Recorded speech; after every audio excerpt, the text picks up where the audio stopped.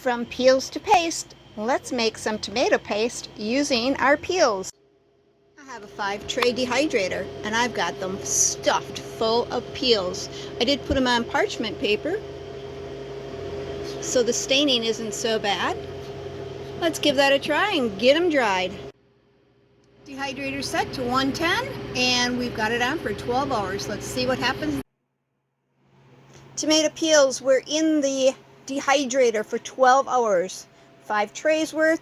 They are paper thin and you can see they break up rather easy. So what I'm going to do is I'm going to put these in a jar and crumble them up prior. And anything that doesn't feel done, I will re-put into the dehydrator. Crunch it up.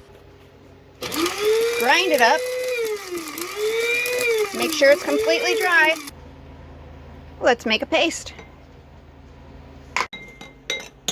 Whatever consistency you want, paste or sauce.